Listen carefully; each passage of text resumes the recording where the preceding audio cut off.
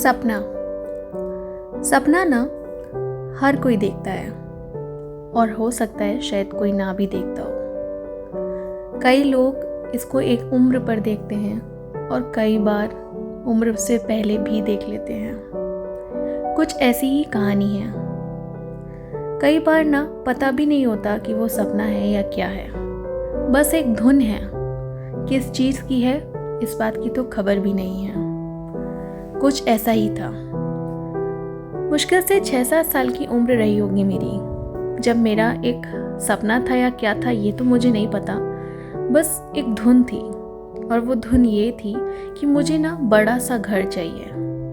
जिस घर में मेरा जन्म हुआ वो घर उतना बड़ा नहीं था और मेरे अंदर बस यही पागलपन था कि मुझे कम से कम 5 कमरे का घर चाहिए। और मेरी माँ इस बात से बहुत परेशान रहती थी। वो कहती थी कि ये क्या ज़िद है, और कई बार तो मेरी ज़िद इतनी ज़्यादा बढ़ जाती थी कि मैं उनके साथ कहीं दुकान पे जाती थी ना तो वहाँ भी खूब रोती थी। तो दुकानदार भी कहता था कि जो आपकी बेटी कह रही है क्यों नहीं आप दिला देती हैं। तो मेरी माँ पता है क्या कहती थी? वो कहती थी ये कुछ ऐसा मांगे जो दिला पाऊँ तो मैं तुरंत दिला देती, मगर ये मुझसे 5 कमरे का घर कहती है। मुझे नहीं पता ये कहाँ से मेरे दिमाग में आया। जिस उम्र में बच्चे सामान फैला के घर को फैलाना पसंद करते हैं, उस उम्र में मुझे घर को समेटना पसंद था। मुझे हर एक चीज़ अपनी जगह मिल जाए, ये मेरे बहुत ही पसंदीदा था। और ये फितूर कुछ इस कदर था कि आसपास के लोग भी परेशान हो जाते थे।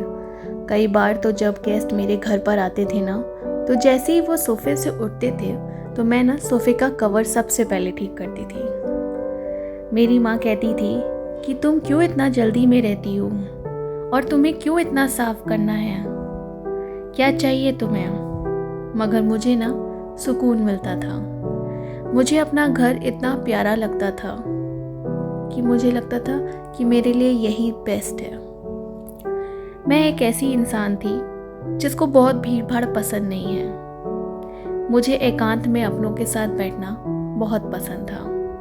मैं उनसे बात करके ना घंटों बिता सकती हूँ, और आज भी मेरे लिए वही बेस्ट है। फिलहाल वो एक दौर था जो अब गुजर गया, और मेरा जो सपना था वो भी पूरा हो ही गया। मुझे आज 5 कमरे का घर लगभग मिल ही गया और मैं उसमें खुश भी हूँ। क्या तुमने कभी ऐसे लोग देखे हैं जिनको हमेशा कुछ ना कुछ चाहिए ही होता है? उनकी लिस्ट ना कभी ख़त्म नहीं होती, बल्कि वक्त के साथ बढ़ती चली जाती है। कभी उनके करीब जाके देखना, उनके पास सुकून की लेकिन बहुत कमी रहती है। और वो सुकून ना चीज़ों को पाने से नहीं, बल्कि अपने आप में मिलता है। और इस बात को समझने में लंबा समय निकल जाता है। और जब ये बात समझ में आती है ना, तब इंसान सोचता है कि किस दौड़ में थे हम, कहाँ पहुँचना था, और क्या इतना ज़रूरी था जो हर दिन भाग रहे थे हम। एक दिन हर कोई थक जाता है। पता है, बचपन की ना कई यादें हैं मेरे पास, जिन्हें आज भी अगर मैं याद करती हूँ ना तो मैं पूरी तरीके से दिल से महसूस भी करती हूँ। उसके लिए मुझे ज़्यादा कुछ नहीं करना होता, बस मैं अपनी आंखें बंद करती हूँ और शायद मुझे लगता है कि मैं उसी दौर में पहुँच जाती हूँ। कभी तुम भी कोशिश करके देखना, अच्छा लगता है। कुछ वक्त अपने लिए निकाल के देखना, तब पता चलता है। पता है, हम जहाँ भी होते हैं वहाँ का पूरा मज़ा लेना भूल ही जाते हैं, क्योंकि हमेशा दौड़ आगे की ही होती है। कभी कोई किसी ने कहा ही नहीं कि दौड़ पीछे भी कर लोगे थोड़ी तो कोई बुराई है नहीं। कई बार थोड़ा समय निकाल के कुछ वक्त अपना याद भी कर लेना चाहिए। जो आपने लोगों के साथ बिताए, उनके कुछ क्षण एक पल याद करके तुम्हें जो सुकून मिलेगा वो तुम सोच भी नहीं सकते। कभी ऐसा सोचा है कि ऐसा क्यों होता है कि जैसे जैसे हम बड़े होते जाते हैं धीरे धीरे पीछे सब कुछ छूटता जाता है? क्यों नहीं सब कुछ एक साथ हमारे साथ चलता है? क्या इसलिए क्योंकि हम खुद को उसमें समेट नहीं पाते हैं? बचपन से लेके बड़े तक हर किसी की अपनी कहानी है। किसी को बड़ा मज़ा आता है उनको याद करके, तो शायद किसी की कहानी थोड़ी दुख भरी भी होगी। मगर ऐसा नहीं है कि वो कहानियाँ कोई जीना नहीं चाहता, या फिर कुछ वक्त ऐसे होते हैं जिनको एक पल आप दोबारा देखना चाहते हो, जिनको देख के आपके चेहरे पे एक मुस्कुराहट होती है, आपको सुकून मिलता है। कई लोग ऐसे होते हैं जिनके साथ एक बार आप फिर जीना चाहते हो, भले ही साथ छूट जाए मगर फिर भी वो आपके ख्याल में रह जाते हैं। कभी ऐसा हुआ है? हर किसी के साथ होता है, क्योंकि हम सब जैसे जैसे आगे बढ़ते हैं कुछ ना कुछ पीछे छोड़ ही देते हैं, क्योंकि हम सब की ना दौड़ सिर्फ आगे की है, इसलिए कुछ ना कुछ रह ही जाता है।